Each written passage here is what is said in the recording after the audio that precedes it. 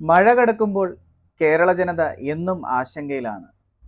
പ്രത്യേകിച്ച് എറണാകുളം, കോട്ടയം, ആലപ്പുഴ ജില്ലക്കാർ. 200 വർഷങ്ങൾക്ക് മുൻപേ ഉണ്ടായിരുന്ന ഒരു കഥ മാറി ഭയാനകമാകാൻ പോകുന്നു.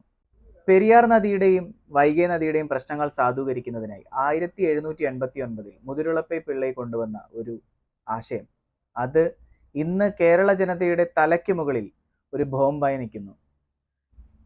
പിന്നീട് അതൊരു 999 വർഷത്തെ കരാറായി മാറുന്നു. ജോൺ ഫിനി കുക്കിന്റെ വിധി പ്രകാരം 50 വർഷം മാത്രം ആയുസുള്ള ഒരു ഡാമിന്റെ കരാർ. പറയുന്നത് മുല്ലപ്പെരിയാർ ഡാമിനെ പറ്റി. 2890 അടി ഉയരത്തിൽ 35 ലക്ഷം ജനങ്ങളുടെ ജീവന് ചോദ്യചിഹ്നമായി നിൽക്കുന്ന മുല്ലപ്പെരിയാർ ഡാം ലോകത്തിലെ തന്നെ ഏറ്റവും ഭീഷണി ഉയർത്തുന്ന ഡാമുകളിൽ ഒന്ന്. തിരക്ക് പിടിച്ച് ഓടുന്നതിനിടയിൽ ഒരു ദിവസം എന്തും സംഭവിക്കാം. ഭും.